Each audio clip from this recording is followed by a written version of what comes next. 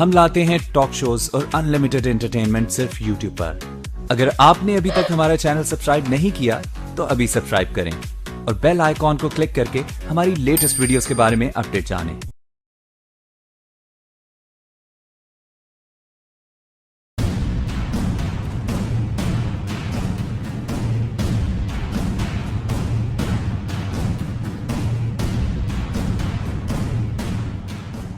वो वायरस जिसको कोरोना कहते हैं और जिसका रोना पूरी दुनिया रो रही है।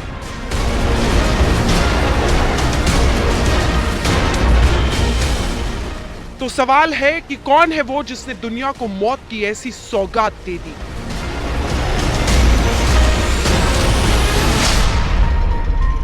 But I'm a little upset with China, I'll be honest with you.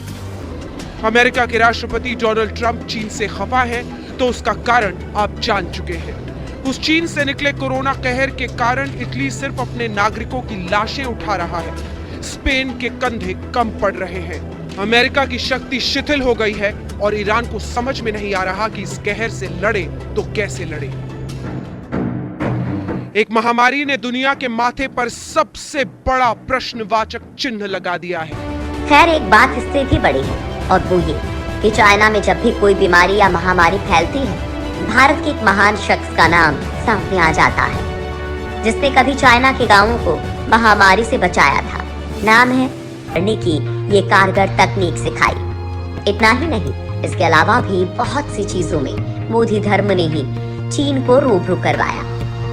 लिहाजा कोरोना के इस महाकाल के बीच इतिहास के पन्नों में झांककर उस महान शख्सियत को जानना बेहद जरूरी है, जिसने सैकड़ों साल पहले भारत से निकलकर चाइना को नया रास्ता दिखाया था। माना जाता है कि बोधि धर्म दक्षिण भारत के पल्लव राजवंश में जन्मे थे। उनके पिता कांचीपुरम के राजा थे। बचपन से ही बोधि धर्म के पास असीमित दौलत थी। किसी भी चीज की कमी उनके लिए नहीं थी।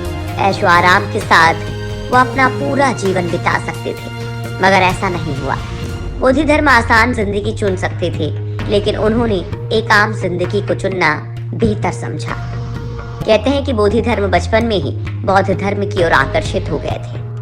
बौद्ध साधुओं का सरल जीवन और आंतरिक शांति ढूंढने का प्रयास उन्हें बहुत अच्छा लगता था। जब बौद्ध धर्म पूरी तरह से ध्यान करने में माहिर हो गए तो उन्हें इस शिक्षा को बढ़ाने के लिए चीन में एक दूत के तौर पर भेज दिया गया। वहां से शुरू हुआ बोधि धर्म का असली सफर।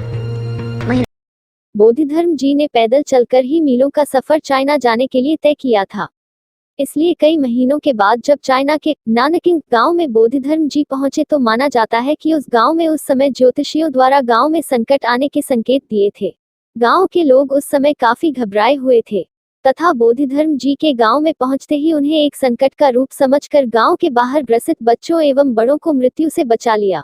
तब जाकर गांव वालों को यह एहसास हुआ कि बोधि धर्म जी कोई संकट करता नहीं बल्कि प्राण बचाने वाले साक्षात कोई अजूबे उनके गांव में आए हैं। तथा गांव के लोगों ने बोधि धर्म जी से गांव में रहने की प्रार्थना की और बोधि धर्म जी सम्मान के साथ तब गांव में रहने लगे। बोधि धर्म जी ने अपनी आयुर्वेदिक शिक्षा को गांव के अन्य लोगों तक भी पहुंचाया तथा उन्हें जड़ी बूटी के विषय पर जानकारी दी एवं महामारी के निवारण हेतु सभी जड़ी बूटियों की जानकारी दी, जिससे लोगों को महामारी से निपटने का समाधान मिल गया। महामारी के जाने के बाद ही कुछ दिनों के भीतर गांव में डकैत लुटेरे आकर गांव के लोगों में हमला करने लगे तथा दिनदहाड़े अनेक निर्दोष लोगों को मारने का प्रयास करने लगे। गांव के निवासियों के लिए वह बेहद संकट का दौर था। गांव का माहौल बेहद डरावना हो चुका था। सभी लोग घरों से बाहर निकलने में डर रहे थे। परंतु बोधि धर्म जी न सिर्फ एक आयुर्वेदिक चिकित्सक थे बल्कि उन्हें अन्य विद्याओं में भी महारत हासिल थी। वे प्राचीन भारत की निःशस्त्र विधि से लड़ना जानते थे। बोधि धर्म जी ने अपनी शक्तियों का उपयोग कर लुटेरों को हरा दिया और लुटेरों को गांव छोड़कर भागना पड़ा। परंतु गांव के लोगों के लिए बोधि धर्म जी को लुटेरों की टोलियों के साथ अकेले लड़ते देख गांव के निवासियों, क्योंकि बिना शस्त्र के हथियार बंद लुटेरों के साथ लड़ना कोई आसान कार्य नहीं था। अब गांव के लोग बोधि धर्म जी का अधिक सम्मान करने लगे। हालांकि बोधि धर्म को सिर्फ मार्शल आर्ट का खोज करता ही नहीं माना जाता है। कहते हैं कि एक और चीज की उन्होंने खोज की थी, जिसे आज के समय में चाय के रूप में लोग जानते हैं। माना जाता है कि जब शाओलिन मंदिर के लोगों ने बोधि धर्म को अंदर नहीं आने दिया, तब वो गुफा में 9 साल तक ध्यान लगाते रहे। ध्यान लगाने के दौरान एक समय ऐसा आया जब बोधिधर्मन का ध्यान थोड़ा सा टूटा और वो गलती से सो गए। जैसे ही बोधिधर्मन की आंखें खुली, उन्हें एहसास हुआ कि नींद उनके ध्यान में बाधा डाल रही है। वो इसका कोई तोड़ लाना चाहते थे ताकि ध्यान लगते समय किसी को भी नींद न आए। लिहाजा उन्होंने एक पौधे की पत्तियों का सेवन किया, जो आगे चलकर चाय के रूप में सबके सामने आया। हालांकि ये बात कितनी सच है और कितनी गलत, ये आज तक रहस्य ही है। लेकिन चीन को बोधिधर्मन ने जीवन का एक नया रास्ता सुझा दिया था, जो स्वस्थ और बीमारियों से कोसों दूर था। चीन में इसी काम में उन्होंने अपना पूरा जीवन व्यतीत कर दिया। बोधिधर्म जी ने गांव के निवासियों की आत्मरक्षा के लिए सभी पुरुषों एवं स्त्रियों को मार्शल आर्ट की शिक्षा दी। सभी को इस शिक्षा में पारंगत करने के लिए बोधिधर्मन जी ने पूरी लगन के साथ मार्शल आर्ट सिखाया। इस प्रकार कई वर्षों तक बोधिधर्मन जी ने चाइना के इसी गांव में रहकर लोगों के दिलों में अपना विशेष स्थान बनाया।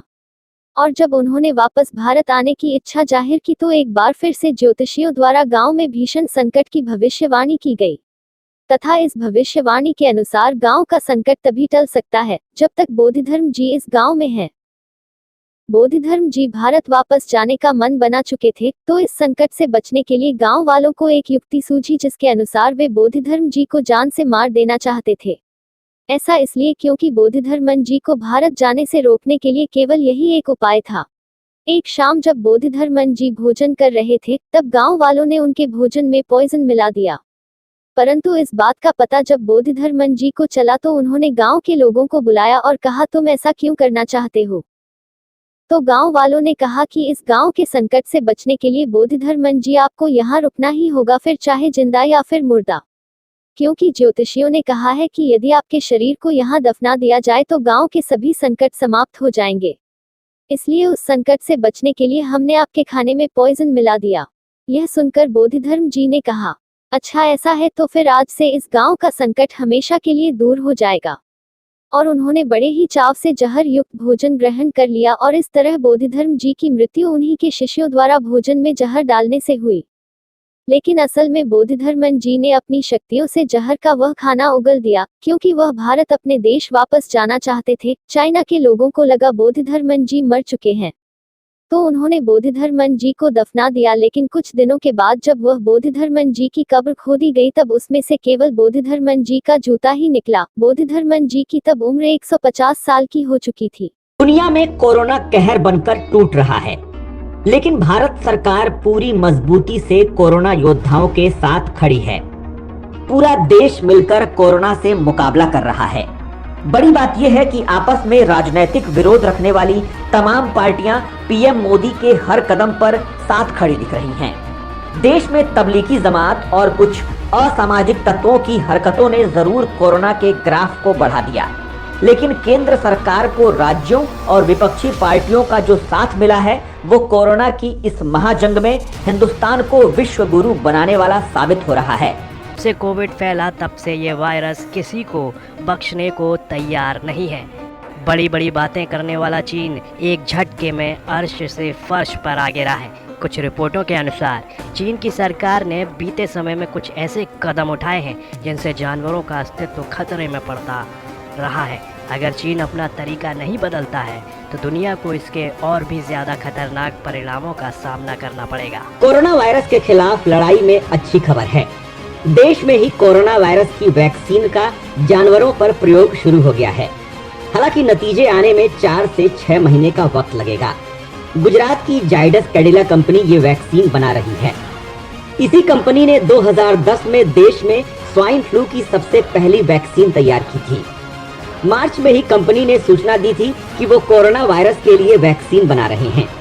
आपको बता दें कि कोरोना और मलेरिया के इलाज में असरदार माने जाने वाली हाइड्रोक्सीक्लोरोक्विन का भारत में सबसे ज्यादा उत्पादन इप्का लैबोरेटरीज और जाइडस कैडिला ही करती है।